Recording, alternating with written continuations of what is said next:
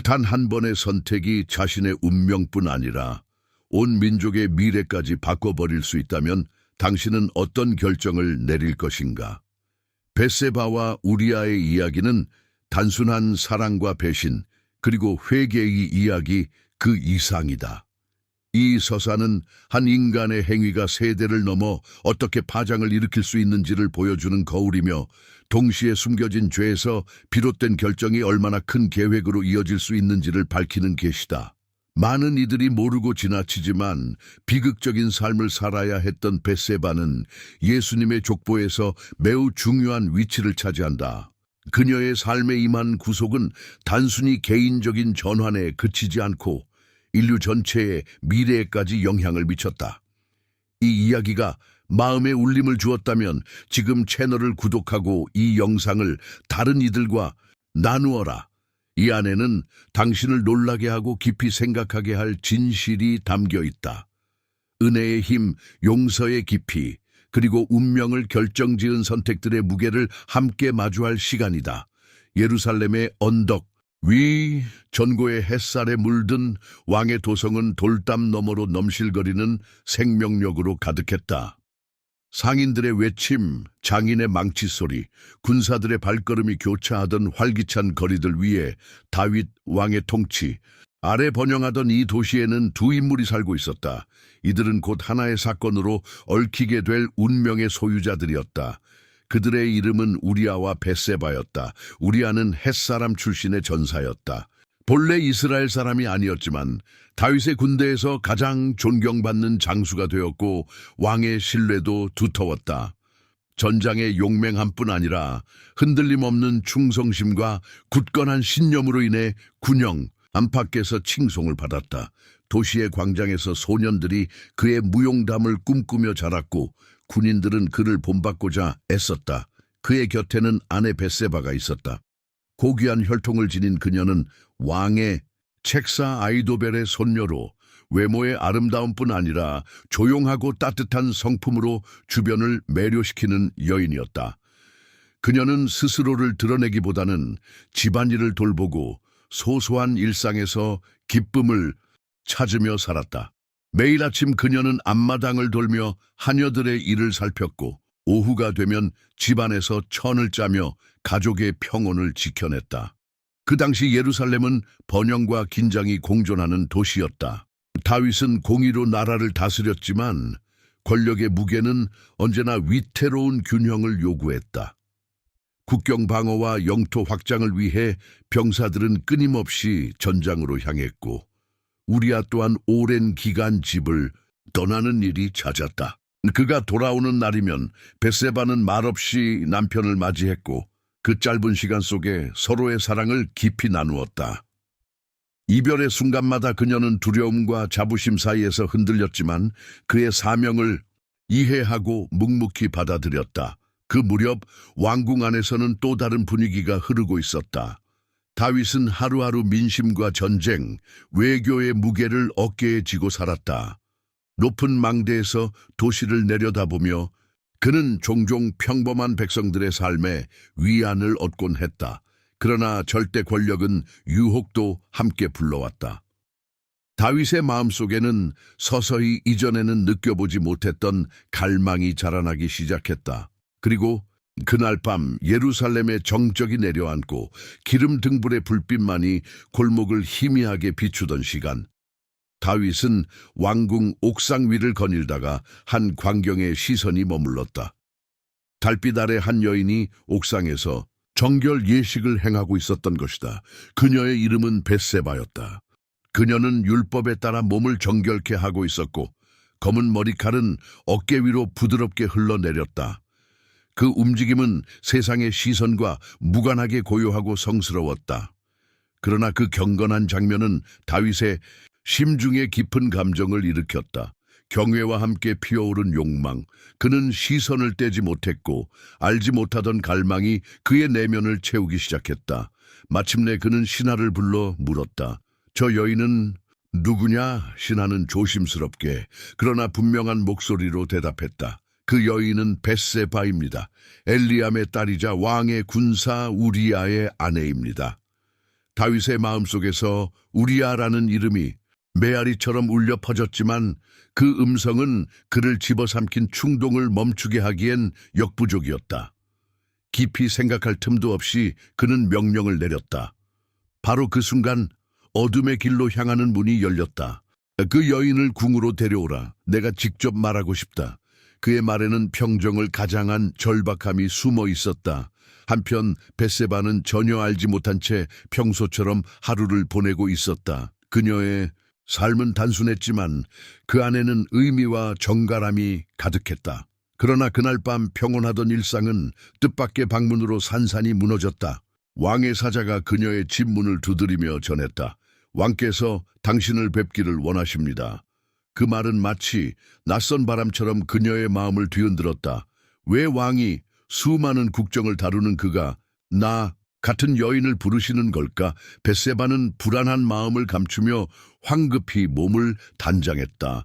화려하지는 않지만 단정하고 품위 있는 옷을 골라 입고 떨리는 마음을 진정시키려 애썼다. 혹시 우리아에게 무슨 일이 생긴 것일까? 그런 생각이 끊임없이 떠올랐다. 궁에 도착한 그녀는 안내를 받아 조용한 방으로 이끌려갔다. 그 공간은 금과 비단으로 장식되어 있었지만 그녀가 느낀 공기는 묘하게 무거웠다. 잠시 후 다윗이 그 방으로 들어왔다. 시간이 멈춘 듯한 정적이 흘렀고 벳세바는 조심스레 고개를 숙여 예를 표했다. 왕은 그녀 앞에 서서 한동안 말을 잇지 못하다가 마침내 입을 열었다. 벳세바, 당신에 대해 들었습니다. 당신의 아름다움과 온화함은 이미 내 귀에 들어왔고 당신을 직접 보고 싶다는 마음을 멈출 수 없었습니다. 그 칭찬은 부드럽게 들렸지만 벳세바의 가슴에는 묘한 불안을 불러일으켰다. 그녀는 조용히 대답했다. 주여, 저는 왕의 백성 중 하나일 뿐입니다. 제 남편 우리아는 왕을 위해 충성을 다해 싸우고 있습니다. 다윗은 고개를 끄덕였지만 그의 눈빛은 그녀의 말에 머물러 있지 않았다.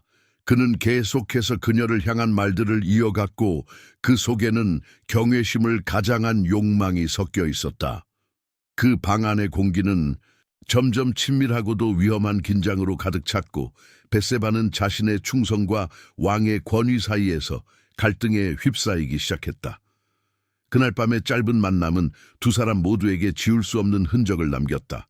다윗에게는 불타오르는 열망이 시작되었고 벳세바의 마음엔 설명할 수 없는 불안이 자리 잡았다. 시간이 흘러도 그날의 기억은 그녀를 놓아주지 않았다. 집으로 돌아온 이후 벳세바는 침묵 속에서 자신의 일상을 이어갔지만 점차 그녀의 몸에서 이상한 변화를 감지하게 되었다. 그리고 곧 그것이 현실이 되었다. 그녀는 임신한 것이었다. 그 사실은 마치 번개처럼 그녀를 덮쳤고 머릿속이 하얘졌다. 이는 우리아의 아이일 수 없었다. 그는 오랜 전장에 나가 있었고 이 아이는 분명히 그날 밤 그날의 결과였다. 그녀가 숨기고 싶어 했던 비밀은 이제 뱃속에서 생명으로 자라나고 있었고 이 모든 것이 곧 드러날 위기에 놓였다. 그녀의 명예는 물론 다윗의 왕권마저도 위협받을 수 있는 상황이었다. 며칠간 깊은 고민 끝에 벳세바는 결심했다. 진실을 왕에게 전해야 했다. 궁에서 다윗은 홀로 방에 앉아 있던 중 한 시종이 편지를 들고 들어왔다. 벳세바의 전갈입니다. 그는 편지를 받아들었고 글자를 읽는 순간 얼굴이 굳어졌다. 단 한 문장이 모든 것을 뒤흔들었다. 저는 임신했습니다. 다윗은 마치 땅이 무너지는 것 같은 충격에 휩싸였다.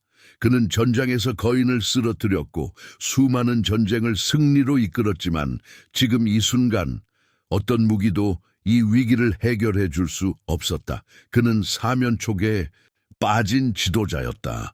수치심, 두려움, 그리고 위기를 모면해야 한다는 절박함이 그의 정신을 지배했다. 빠르게 판단한 그는 단호히 말했다. 우리아를 전장서 불러오라. 그의 계획은 간단했다. 우리아가 집에 돌아와 아내와 시간을 보내게 하여 아이가 그의 것처럼 보이게 만들려는 것이었다. 즉시 요압에게 전가를 보내도록 명령했고 음모는 조용히 움직이기 시작했다. 며칠 후 우리아가 예루살렘으로 돌아왔다.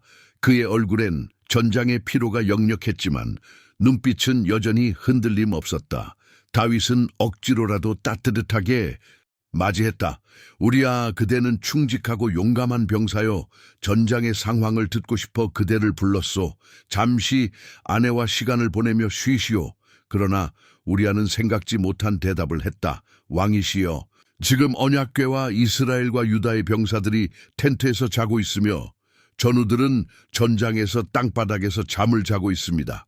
그런 상황에서 제가 집으로 가 음식을 먹고 아내와 함께 쉰다는 그건 옳지 않습니다. 저는 그렇게 할 수 없습니다. 다윗은 말문이 막혔다. 그의 계획은 단칼에 부서졌다. 우리아의 대답은 왕보다 더 의로운 심장을 드러냈고 다윗의 죄는 그 빛 앞에서 더욱 짙어졌다. 그러나 다윗은 멈추지 않았다. 자신의 죄가 드러나는 것을 막기 위해 그는 또 다른 방법을 꾀하기 시작했다. 그 밤 다윗은 우리아를 위해 잔치를 준비했다. 마음속 깊은 불안을 가리기 위해 그는 풍성한 음식을 차리고 술잔을 채웠다. 술이 우리아의 굳은 결심을 무너뜨리길 바랐던 것이다. 그는 포도주를 계속 따라주며 말과 웃음으로 분위기를 풀었지만 술 기운에 물든 몸조차도 우리아의 신념을 흔들 수는 없었다. 밤이 깊어갈수록 다윗의 기대는 무너져갔고 결국 우리아는 집으로 가지 않았다. 그는 궁 앞에 자리를 펴고 왕의 하인들과 함께 그 자리에 누웠다. 벳세바는 여전히 집에 머무르며 남편의 소식을 기다리고 있었다. 그녀는 점점 커져가는 두려움과 혼란 속에 갇혀 있었다. 다윗이 처음 계획한 은폐는 점점 산산이 부서지고 있었고 우리아의 절대적인 충직함은 오히려 이 모든 상황을 풀 수 없는 수수께끼로 만들어가고 있었다. 벳세바가 늘 존경했던 그의 충성은 이제 다윗에게 있어 해결할 수 없는 벽이 되었다. 시간이 흐를수록 다윗은 점점 더 궁지로 몰렸다. 매일이 무거운 침묵 속에서 지나가고 벳세바의 마음속에는 불안이 점점 뿌리를 내리고 있었다.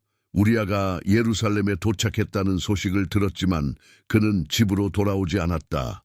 그녀는 이유를 알 수 없었고 그것이 오히려 더욱 그녀의 마음을 조이게 했다. 다윗이 마지막으로 그녀를 바라보던 그 눈빛, 그 속에는 무언가 알 수 없는 급박함이 담겨 있었다. 밤이 되면 벳세바는 홀로 남겨졌다. 침대 위에서 그녀는 끝없는 질문과 싸웠다. 왜 우리아는 집으로 오지 않았는가? 왜 다윗은 더 이상 아무 말이 없는가? 그녀는 이 모든 상황 속에 무언가 감춰진 진실이 있음을 본능적으로 느꼈다. 한편 다윗은 마음속에서 격렬한 내적 전투를 벌이고 있었다. 그는 우리아가 단지 아내와 하룻밤을 보내주길 바랐다. 그렇게만 된다면 자신의 죄는 묻히고 지나갈 수 있었다. 그러나 그 바람은 우리아의 단호함 앞에서 부서졌다. 그의 말과 행동 하나하나는 다윗에게 거울이 되어 자신의 타락과 부끄러움을 들춰냈다. 그는 다시 한번 우리아를 불렀다. 이번에는 더 정성스런 연회를 마련하며 그를 더욱 부드럽게 대했다. 술잔이 여러 번 오갔고 만찬은 길어졌다. 그러나 아무리 포도주를 마셔도 아무리 왕의 호의를 받아도 우리아는 그 마음을 굽히지 않았다. 왕이시여, 저의 동료들이 전장에서 고통받고 있을 때 제가 어떻게 집에 들어가 쉬며 아내와 함께 하겠습니까? 저의 충성은 그들에게 있습니다. 그렇게 말하며 그는 고개를 숙였다. 그 말은 다윗의 심장에 비수처럼 꽂혔다. 그 충절은 왕의 계획을 산산조각 내었고 동시에 그의 죄악을 더욱 분명히 드러냈다. 절망한 다윗은 점점 더 어두운 선택지들을 떠올리기 시작했다. 죄책감과 두려움이 그의 정신을 무너뜨리기 시작했다. 벳세바는 이 모든 일을 알지 못했지만 궁 안에서 벌어지는 무언가 음침한 기운을 느끼고 있었다. 다윗의 변해버린 태도, 우리아의 침묵, 그 모든 것은 그녀의 가슴 속에 설명할 수 없는 불안을 불러일으켰다. 그녀는 그 중심에 자신이 있다는 것을 느꼈지만 어떻게 벗어나야 할지는 알 수 없었다. 이제 다윗의 죄의 그림자는 그 자신을 넘어 벳세바와 우리아를 향해 짙게 드리워지고 있었다. 이 순간 역사는 돌이킬 수 없는 전환점을 향해 달려가고 있었다. 그날 밤 왕궁은 고요했지만 다윗의 마음은 거친 폭풍과 같았다. 그가 앉아있던 백향목 탁자 위에는 등잔 하나가 희미한 빛을 내고 있었고 그는 그 빛을 바라보며 깊은 결단을 내렸다. 이제 그는 우리아의 운명을 결정짓는 길을 택했다. 좌절감, 스캔들에 대한 두려움, 그리고 죄의 무게가 다윗을 되돌릴 수 없는 길로 몰아넣고 있었다.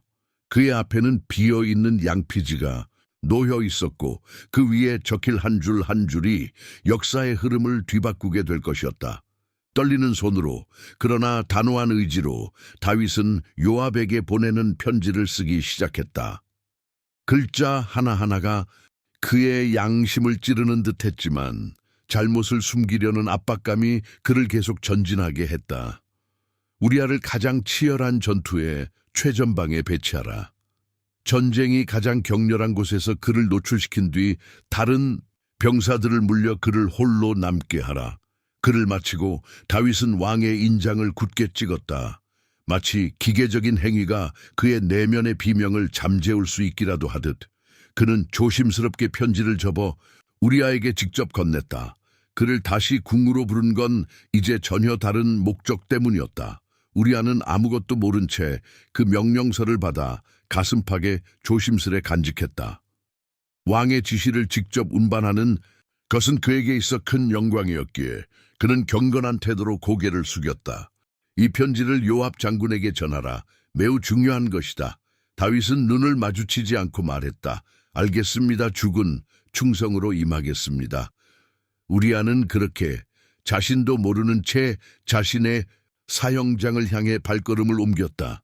우리아가 다시 전장으로 떠나자 벳세바는 남편의 귀환과 그 이후의 기이한 상황들에 대해 의문을 품기 시작했다. 그가 예루살렘에 돌아왔던 시간은 너무도 짧았고 작별 인사조차 없이 떠난 것이 그녀의 불안을 더욱 키웠다. 마지막으로 보았던 그의 얼굴은 평온해 보였지만 그 눈빛 안엔 설명할 수 없는 체념과 단호함이 함께 깃들어 있었다. 벳세바는 매일같이 문 밖을 바라보며 소식을 기다렸고 도시엔 왕에 대한 속삭임과 전쟁 소식이 점점 번져나갔다. 누군가는 전략적 후퇴에 대해 이야기했고 누군가는 왕의 불안정한 태도를 수군댔다. 그녀의 마음은 그 모든 소문들을 흡수하며 깊은 불안 속으로 빠져들었다. 우리아에게 무슨 일이 생긴 건 아닐까? 그녀는 점점 그런 생각을 지우기 힘들어졌다. 전장 한복판에서 요압은 편지를 읽고 조용히 눈을 감았다. 그의 표정은 굳어 있었지만 마음속엔 놀라움과 불편한 감정이 소용돌이쳤다. 그 역시 다윗을 잘 알고 있었지만 이 정도의 명령은 상상조차 못했던 것이었다. 하지만 그는 실용적인 장수였다. 왕의 뜻을 거스를 마음은 없었다. 그는 조용히 숨을 내쉬며 작전을 세우기 시작했다. 기회는 곧 찾아왔다. 다음 전투에서 요압은 우리아를 성벽이 가장 거센 공격을 받는 구역으로 보냈다. 처음엔 그와 함께한 병사들이 있었지만 신호가 떨어지자 그들은 뒤로 물러섰고 우리아는 홀로 적진 앞에 남겨졌다. 화살과 창이 날아드는 혼돈 속에서도 그는 끝까지 검을 들고 싸웠다. 하지만 곧 적들의 화살이 빗발쳤고 그의 몸은 점점 그 표적이 되었다. 마침내 하나의 화살이 그의 가슴을 꿰뚫었다. 예루살렘으로 전해진 전사 소식은 조용히 왕궁의 문을 두드렸다. 요압은 상세한 전투 보고서와 함께 다윗의 명령이 이행되었음을 알렸다. 보고를 받은 다윗은 외면으로는 평정을 유지하려 했지만 속에서는 양심의 고통이 독처럼 퍼져가고 있었다. 문제는 해결된 듯 보였지만 그는 자신이 무엇을 저질렀는지 결코 부인할 수 없었다. 벳세백에도 결국 그 소식이 도달했다. 그녀는 무너졌다. 사랑하고 존경했던 남편이 이제는 돌아오지 않는 자가 되어버린 것이다. 그러나 그녀의 슬픔 속에는 단순한 상실 이상의 것이 있었다. 마음속 어딘가에서 이 비극이 단순한 전사로만은 보이지 않았다. 하나둘씩 조각들이 맞춰지기 시작했고 그녀는 이것이 누군가의 계획이었다는 강한 의심에 휩싸였다. 그녀는 이제 슬픔뿐 아니라 무엇이 기다릴지 모르는 불안 속에 살게 되었다. 자신의 삶은 더 이상 자신의 것이 아니었고 보이지 않는 힘들에 의해 휘둘리고 있었다. 다윗의 선택들은 계속해서 이 이야기의 어두운 장을 써 내려가고 있었고 그 끝은 아직 보이지 않았다. 전장이 다시 햇살 아래 드러났을 때 이스라엘군은 암몬 족속과의 전투에 대비해 긴장 속에 서 있었다. 요압은 높은 언덕에서 병력의 동태를 살폈지만 그날 아침 그의 시선은 다른 곳에 머물러 있었다. 왕의 비밀 명령이 제대로 수행되었는지 확인하는 것이 그의 임무였다. 그의 눈은 최전방에 선 우리아에게 멈췄고 우리아는 여전히 두려움 없는 눈빛으로 돌진할 준비를 하고 있었다. 그는 자신의 역할이 더 이상 단순한 장수가 아님을 알지 못했다. 그는 지금 누군가의 음모 속 중심에 있었고 그 사실을 전혀 알지 못한 채 명예롭게 싸웠다. 요압의 신호와 함께 공격은 시작되었고 성벽 위에서 쏟아지는 무수한 화살과 창이 우리아를 향해 몰려들었다. 그는 검을 높이 들고 끝까지 싸우려 했지만 동료들은 이미 철수했고 결국 그는 홀로 남겨졌다. 그리고 마지막 화살이 그의 가슴에 깊숙이 꽂혔다. 그는 끝까지 곧은 자세를 잃지 않았다. 생명의 불꽃이 꺼져가는 마지막 순간까지도 우리아는 평생을 관통해온 그 고결한 품격을 지키며 전장의 먼지 속으로 쓰러졌다. 그의 주위엔 전투에 메아리만이 남았고 그 운명은 무겁게 예루살렘으로 흘러들어갔다. 우리아의 전사 소식은 마치 차가운 보고서처럼 궁에 도달했고 전달자의 입에서 그 말이 흘러나오자 벳세바는 마치 자신의 세계가 무너지는 듯한 충격에 휩싸였다. 가슴 깊은 곳에서 터져나온 슬픔은 말로 형용할 수 없었고 눈물은 마치 막을 수 없는 강물처럼 그녀의 뺨을 타고 흘러내렸다. 군인의 아내로 살아온 이상 위엄은 언제나 함께하는 운명이었지만 그녀의 본능은 이 죽음이 단순한 전사로 끝나지 않을 것임을 알려주고 있었다. 우리아는 쉽게 쓰러질 사람이 아니었다. 그는 전장에서 수많은 승리를 이끌었던 용맹한 자였고 이스라엘에서도 손꼽히는 병사였다. 벳세바의 애도는 깊었지만 세상은 그 슬픔을 드러낼 자리를 허락하지 않았다. 그녀는 울부짖지도 외치지도 않았다. 그녀의 고통은 오직 그녀 혼자만 짊어져야 할 무거운 짐이 되었다. 밤이 되면 그녀는 잠들 수 없었다. 마음속에선 계속해서 질문이 반복되었고 그에 대한 해답은 어디에도 없었다. 그의 죽음은 정말 전쟁 때문이었을까? 아니면 그 너머에 더 음침한 무언가가 숨어 있었던 걸까? 그 시각, 다윗은 다음 단계를 준비하고 있었다. 자신의 죄가 정당화될 수 없다는 것을 알고 있었지만 그는 벳세바 앞에서 자신을 위로자, 보호자로 보이려 했다. 하인들과 함께 그녀의 집을 찾은 그는 그녀를 마주하자 양심의 무게가 배로 짓눌렀다. 상복을 입은 벳세바는 더욱 연약해 보였고 그녀의 눈빛은 다윗이 만든 혼란의 깊이를 그대로 반영하고 있었다. 벳세바여, 다윗은 낮고 조심스러운 목소리로 말했다. 나는 우리아의 죽음을 깊이 애도하고 있어. 그는 이스라엘이 자랑할 만한 진정한 영웅이었어. 그녀는 고개를 들어 그를 바라보았고 눈물로 붉어진 눈으로 그의 말을 들었지만 마음속 깊은 곳 어딘가에서 그의 위로를 온전히 받아들일 수 없었다. 그러나 슬픔의 무게와 혼란 속에서 그녀는 조용히 고개를 끄덕였다. 다윗은 천천히 다가오며 덧붙였다. 당신은 혼자가 아니오. 나는 당신을 지키고 보호할 것이오. 우리아의 이름은 이스라엘의 기억 속에 영원할 것이오. 며칠이 흐르자 다윗은 벳세바를 더욱 자주 찾았고 그녀에게 보살핌과 관심을 보이며 관계를 이어갔다. 도시에는 소문이 퍼지기 시작했고 곧 왕이 벳세바를 자신의 아내로 삼았다는 소식이 퍼졌다. 백성의 눈에는 이것이 자비의 표현처럼 보일 수도 있었지만 왕궁 가까이에 있던 자들에게는 그 모든 일이 지나치게 빠르고 이상하게 느껴졌다. 궁 안에서 벳세바는 새롭게 주어진 삶에 적응하려 애썼지만 그 마음속에는 여전히 뭔가 어긋난 퍼즐 조각들이 남아 있었다. 우리아의 죽음, 다윗의 태도, 그 모든 일의 흐름은 하나의 어두운 그림을 만들어내고 있었고 그녀는 그 정체를 정확히는 알 수 없었다. 그러나 그녀는 언젠가 진실이 드러날 것임을 본능적으로 알고 있었다. 다윗과 벳세바의 혼인 소식은 예루살렘 전역을 뒤흔들었다. 사람들은 속삭이며 질문을 던졌다. 왜 그토록 빨리? 왜 이토록 조용히?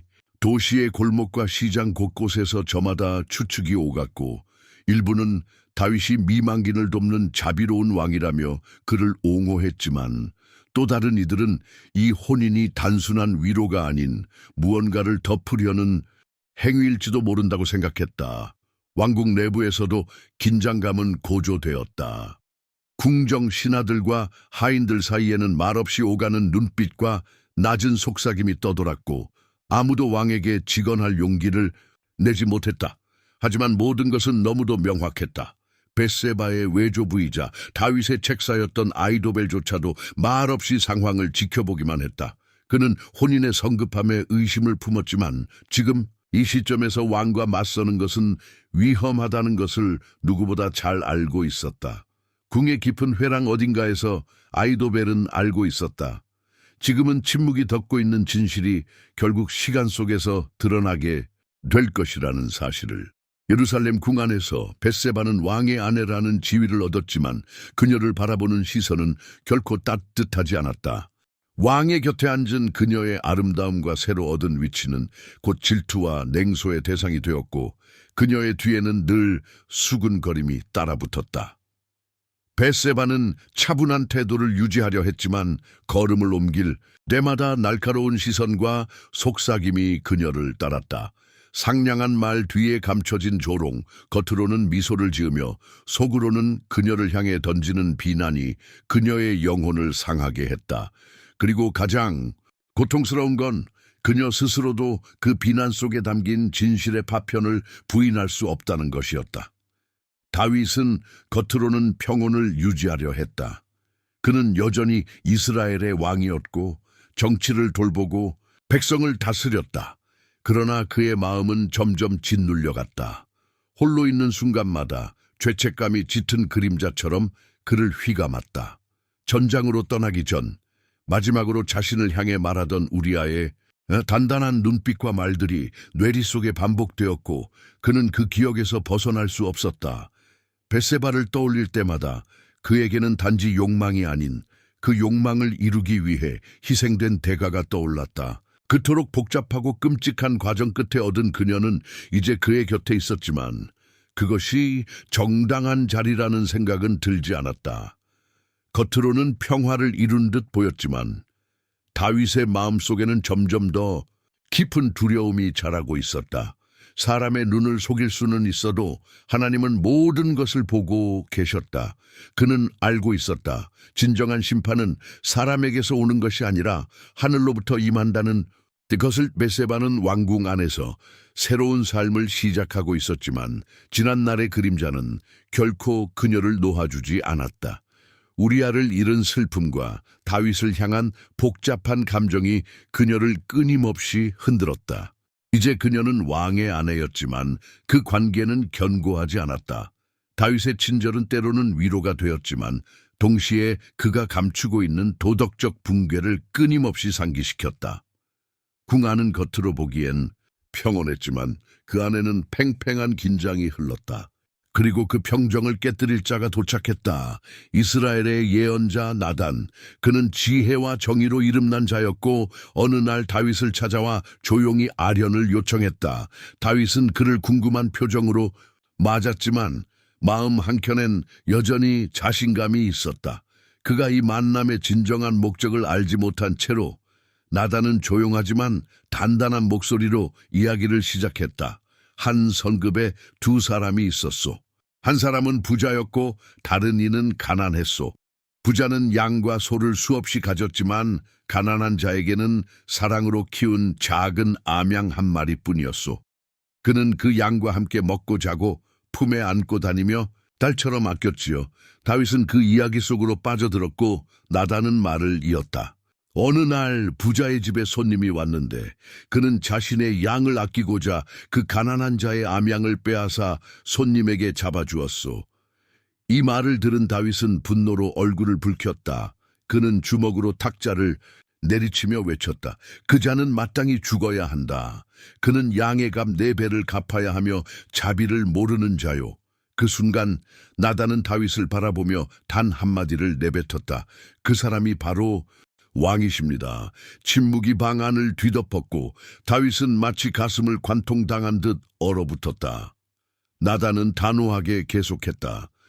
여호와께서 말씀하시길 내가 너를 이스라엘의 왕으로 세우고 사울의 손에서 구원하였거늘 너는 우리아의 아내를 빼앗고 그를 암몬 사람들의 칼로 죽였도다. 그러므로 이제부터 내 집에는 칼이 떠나지 않을 것이다. 다윗은 의자에 주저앉았다. 그동안 묻어두었던 기억들이 눈앞에서 번개처럼 스쳐갔다. 우리아의 눈, 그 손에 쥐어준 편지, 벳세바의 침묵, 그는 알고 있었다. 피할 수 없었다. 나단의 말은 곧 하나님의 목소리였고 그의 죄는 하늘 앞에 드러난 것이었다. 벳세바는 이 장면을 직접 보진 못했지만 곧 다윗의 변화를 감지했다. 어느 날 왕좌의 방에서 그를 마주했을 때 다윗은 고개를 숙이고 침묵하고 있었고 그 얼굴엔 절망과 회한이 짙게 드리워져 있었다. 예전에도 그를 긴장한 모습으로 본 적은 있었지만 이번에 침묵은 달랐다. 그녀는 그를 바라보았지만 아무 말도 하지 않았다. 오랜 침묵 속에서 배운 것이다. 때로는 말보다 침묵이 더 깊은 무게를 지닌다는 것을. 다윗은 조용히 자신의 방으로 돌아가 땅에 엎드려 통곡했다. 나는 여호와께 죄를 지었습니다. 그의 고백은 껍질이 벗겨진 영혼에서 우러난 진실이었다. 그는 이제 과거를 되돌릴 수 없다는 것을 알고 있었고 오직 진심 어린 회개만이 하나님의 자비를 구할 수 있는 유일한 길임을 이해했다. 며칠 동안 그는 금식하며 밤낮으로 기도했다. 그에게 용서를 구했으며 벳세바 또한 마음속에서 누구에게도 말하지 못할 싸움을 치르고 있었다. 그녀는 이제 우리아를 잃은 미망인이 아니라 왕비가 되어 있었지만 그 속엔 결코 지워지지 않는 고통이 있었다. 그녀는 알았다. 자신 또한 이 모든 일의 일부였다는 것을. 나단과 다윗의 대면은 그녀에게도 깊은 흔적을 남겼고 그녀는 말로는 설명할 수 없는 감정의 소용돌이 속에 휘말려 있었다. 그녀의 죄는 명백하지 않았지만 그 책임에서 자유로울 수도 없었다. 밤이 찾아오면 벳세바는 홀로 왕궁의 정원에 앉아 별이 가득한 하늘을 바라보며 속삭이듯 기도하곤 했다. 마음속엔 늘 같은 질문이 맴돌았다. 나는 언젠가 평화를 찾을 수 있을까? 그녀는 이제 이스라엘의 왕비가 되었지만 다윗과의 관계는 여전히 어둠의 그림자 아래 놓여 있었다. 그의 따뜻한 말, 조심스런 배려는 오히려 그녀가 잃어버린 것들과 그들이 시작한 방식의 기억을 더 선명히 떠오르게 했다. 나단은 사명을 다하고 조용히 집으로 돌아갔다. 그는 여호와께 받은 말씀을 그대로 전했고 이제는 그 결과가 펼쳐질 차례였다. 용서는 가능했지만 죄의 흔적은 쉽게 사라지지 않는다는 걸 그는 알고 있었다. 밤이 되면 예루살렘은 고요에 잠기고 은빛, 달빛이 왕궁의 돌길을 비췄다. 그 정적 속에서 벳세바는 자주 향기로운 꽃들 사이를 거닐며 고요히 자신과 싸웠다. 우리아의 죽음은 여전히 그녀의 마음에 날카로운 상처로 남아있었다. 아무리 시간이 흘러도 그 고통은 사그라들지 않았다. 다윗은 진실을 마주하고 회개했지만 벳세바는 아직도 자신과의 화해를 이루지 못하고 있었다. 그녀는 자주 과거의 장면들을 떠올렸다. 왕궁으로 부름받았던 밤, 다윗의 다정했던 말들, 그리고 점차 휘말려 들어갔던 혼란 속의 결정들. 그 당시 그녀가 느꼈던 혼란과 힘의 불균형은 지금도 그녀를 무겁게 짓눌렀다. 벳세바는 모든 것을 통제할 수 있었던 것은 아니지만 그녀의 침묵이 결국 어떤 운명을 불러왔는지를 부인할 수 없었다. 그 침묵은 그녀의 영혼 깊은 곳에서 무거운 쇠사슬처럼 맴돌았다. 그녀는 하나님께 나아가 기도하기 시작했다. 마음속에서 터져나오는 회개의 마음을 담아 하나님의 자비를 구했다. 그녀는 단지 용서를 구하는 것에 그치지 않고 자신의 고통 속에서 삶의 목적을 찾고자 했다. 궁녀들과 함께 정원을 가꾸고 일상적인 소소한 일에 손을 보탰다. 그렇게 무너진 자신을 나 다시 붙잡으려 했다. 그러던 어느 아침 기도를 드리던 중 그녀는 한 가지 구절을 떠올렸다. 하나님은 자비로우시며 혼돈 속에서도 계획을 가지신다. 그 말은 그녀의 마음속 깊이 심겨진 씨앗처럼 빛을 찾아 움트기 시작했다.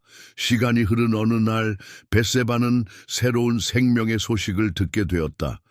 그녀는 다시 임신한 것이었다. 이번에는 예전과 달랐다. 과거의 상처와 기억이 여전히 남아 있었지만 그 소식은 그녀에게 새로운 시작처럼 느껴졌다. 다윗 역시 이 소식을 듣고 기쁨에 가슴이 벅찼다.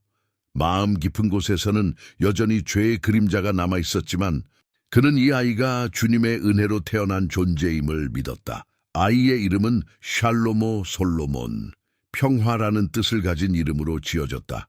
벳세백에 있어 그 아이는 단순한 아들이 아니었다. 그는 하나님께서 그녀의 삶에 허락하신 증거였다. 고통과 죄가 엉킨 그들의 과거 속에서도 하나님은 생명을 주셨고 희망을 심으셨다. 벳세바는 아기를 품에 안을 때마다 자신 안에 다시 태어나는 사명을 느꼈다. 그녀는 결심했다. 어떤 대가를 치르더라도 이 아이를 하나님을 경외하는 자로 진실과 사랑을 아는 사람으로 키우겠다고. 그녀는 솔로몬을 통해 자신의 상처가 무언가 아름다운 것으로 변화될 수 있음을 희망했다. 비록 상처는 남아 있었지만 이제 그 안에서 새로운 빛이 자라나기 시작했다. 시간이 흐르며 벳세바와 다윗 사이의 관계 또한 조금씩 변해갔다. 그들은 과거의 짐을 함께 짊어지고 있었지만 새로운 시작을 향해 걸어가기 시작했다. 회개의 길 위에서 다윗은 더 이상 벳세백에 거리감을 두지 않았고 그녀 또한 마음을 열어 다윗에게 그간 묻어두었던 말들을 꺼낼 수 있게 되었다. 그 사이에서 솔로몬의 존재는 두 사람을 이어주는 다리와 같았다. 솔로몬은 자라면서 어린 나이부터 특별한 지혜와 품격을 드러냈다. 벳세바는 그를 바라볼 때마다 하나님께서 자신에게 맡기신 사명이 있다는 것을 느꼈다. 우리아의 그림자는 완전히 사라지진 않았지만 그 슬픔의 흔적 속에서 그녀는 아들의 존재를 통해 계속 걸어갈 이유를 발견했다. 솔로몬은 그녀의 피와 살이었고 동시에 하나님의 은혜의 표적이었다. 그는 혼돈과 죄 그리고 후회 속에서도 하나님이 여전히 역사하신다는 사실을 보여주는 살아있는 증거였다. 해가 지나도 벳세바와 다윗을 이어준 그날의 사건들은 완전히 지워지지 않았다. 하지만 그 기억들은 그들에게 깊은 반성과 성장의 시간을 허락했다. 우리아의 죽음은 시간 속에 묻혔지만 결코 사라지지 않았다. 그것은 그들의 부부관계와 가족의 모든 대화 속에 스며들어 있었고 깊은 영향을 끼쳤다. 그러나 그 모든 것을 뚫고 벳세바와 다윗은 죄 위에만 서 있는 관계가 아니라 회개와 용서를 통해 다시 쌓아올린 복잡하지만 진실한 연합을 만들어가고 있었다. 다윗은 자신의 진심 어린 회개를 행동으로 증명하고자 노력했다. 그는 이제 더는 이전의 왕이 아니었다. 실수의 대가를 뼈저리게 경험한 뒤 사람들의 감정과 삶에 미치는 자신의 결정의 무게를 더 깊이 인식하게 된 남자가 되었다. 벳세바는 그러한 변화 속에서 어느 정도 위안을 느꼈지만 가슴 속에는 여전히 완전히 묻을 수 없는 과거의 긴장이 자리 잡고 있었다. 그들은 하나님의 용서가 실제로 존재한다는 것을 믿었다. 하지만 동시에 그들의 행동이 초래한 결과가 지워지지 않는다는 것도 알고 있었다. 그럼에도 불구하고 시간은 그들의 관계를 조금씩 다른 방향으로 이끌었다. 다윗은 벳세바를 단순한 아내로만 보지 않게 되었고 그녀 안에서 지혜롭고 강인한 동반자를 발견했다. 특히 솔로몬이 자라나는 시기 동안 벳세바는 그 누구보다도 분명한 사명을 가지고 있었다. 자신의 상처에서 얻은 교훈을 바탕으로 그녀는 아들에게 하나님을 두려워하며 사랑하도록 가르쳤다. 그녀는 자주 그에게 이야기했다. 하나님은 은혜로우시며 가장 깊은 절망 속에서도 회복을 주시는 분이라고. 그러한 이야기들은 훗날 솔로몬의 지혜를 이루는 밑거름이 되었다. 세월이 흘러 솔로몬이 이스라엘의 왕으로 기름 부음을 받았을 때 그의 통치는 평화와 번영의 시대를 열었다. 그 순간은 벳세바에게 있어 위로이자 확신이었다. 하나님께서는 그녀의 고통을 목적 있는 삶으로 전환시키셨다는 증거였다. 우리아에 대한 기억은 여전히 그녀 안에 남아 있었지만 그녀는 아들의 성공 속에서 하나님의 약속이 인간의 실패보다 더 크다는 진리를 발견했다. 다윗과 벳세바의 관계는 비록 고통과 혼란 속에서 시작되었지만 결국 하나님의 용서를 입증하는 이야기로 자리 잡았다. 두 사람 모두 자신들의 선택이 얼마나 큰 대가를 치르게 했는지 알고 있었다. 그러나 진심 어린 회개를 통해 그들은 새로운 삶의 문을 열 수 있었다. 하나님께 영광을 돌릴 수 있는 새로운 여정이었다. 벳세바는 특별히 자신에게 주어진 어머니와 조언자의 역할 안에서 그 삶을 통한 회복의 길을 걸었다. 그녀의 이야기는 단순한 개인적 회복을 넘어 이스라엘의 역사 속에 깊이 새겨진 흔적이 되었다. 생애 말년에 그녀는 자신의 여정을 돌아보며 우리아를 사랑과 존경으로 기억했다. 그녀는 알고 있었다. 그의 죽음은 단순한 전사로 끝나지 않았으며 하나님께서 그 고통을 헛되이 두지 않으셨다는 것을 또한 그녀는 다윗과 함께 겪은 부서짐과 회복의 순간들을 떠올렸다. 그 모든 복잡한 장면 속에서 하나님은 끊임없이 일하고 계셨다. 다윗은 늙어가며 시편을 통해 자신의 회개와 믿음을 노래했고 벳세바는 그 구절들 속에서 위로를 받았다. 그들은 하나님께 책망도 받았지만 그 손길로 다시 세워졌다는 것을 알고 있었다. 벳세바와 우리아의 이야기는 성경 속에서 오랫동안 가장 많이 해석되고 논의된 이야기 중 하나가 되었다. 한 여인의 삶이 한 왕의 선택과 교차하며 얼마나 큰 영향을 미쳤는지, 그리고 그 죄의 여파가 어떻게 펼쳐졌는지를 보여주는 기록이었다. 하지만 이 이야기는 단순한 비극으로만 남지 않았다. 그것은 은혜, 구속, 하나님의 뜻이라는 거대한 주제를 담고 있는 강력한 증언이었다. 세월이 흐르며 이 이야기는 세대를 넘어 전해졌다. 그리고 벳세바는 점차 한 인물 이상의 상징으로 받아들여졌다. 그녀는 인간의 나약함을 드러내는 동시에 회복의 가능성을 대표하는 존재가 되었다.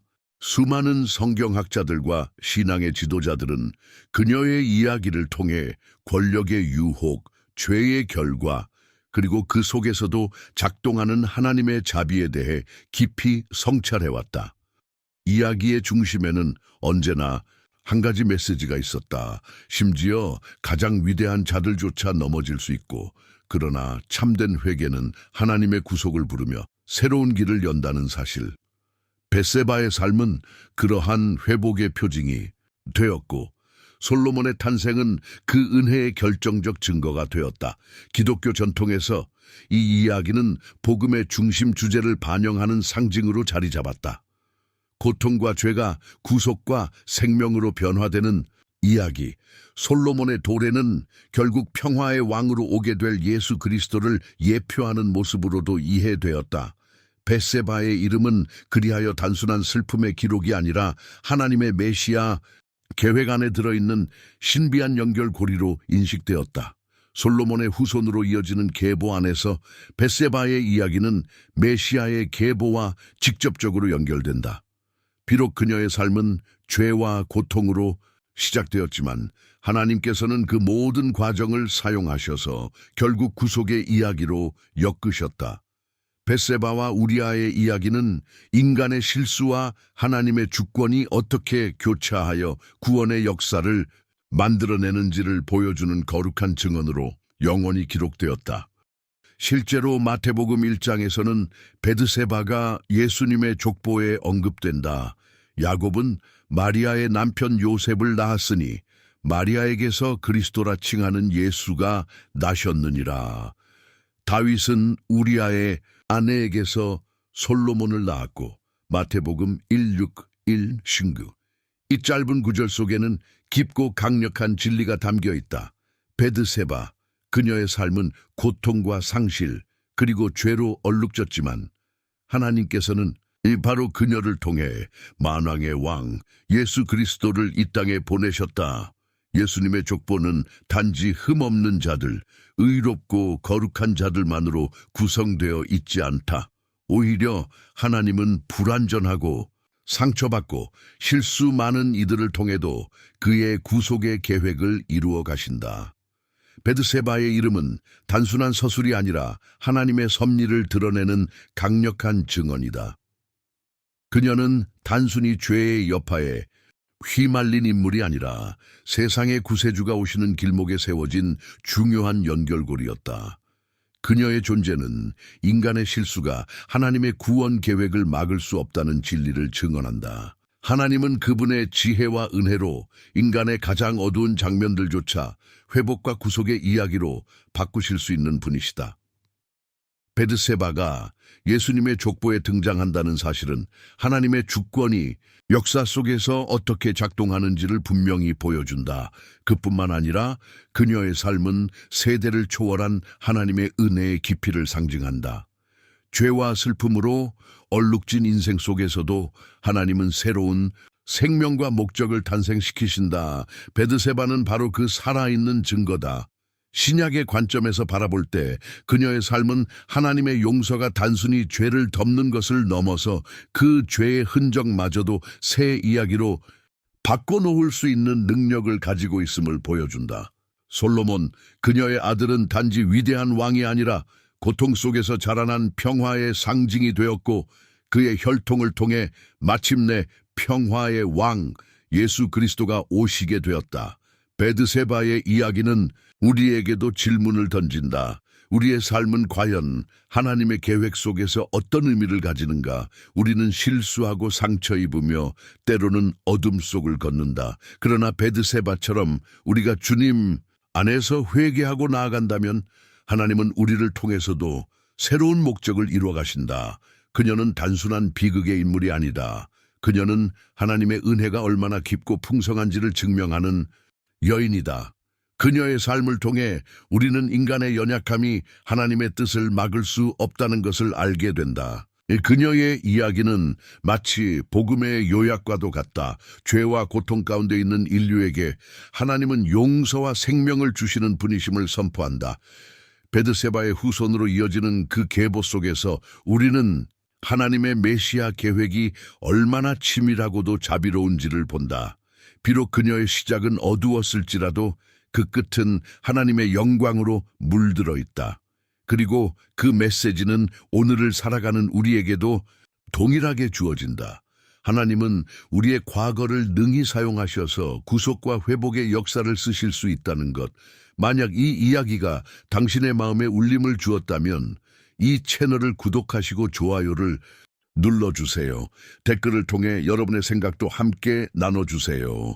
베드세바의 삶을 통해 당신은 어떤 깨달음을 얻으셨나요? 당신의 나눔이 다른 이에게 위로와 영감을 줄 수 있습니다. 다음 영상에서 다시 뵙겠습니다.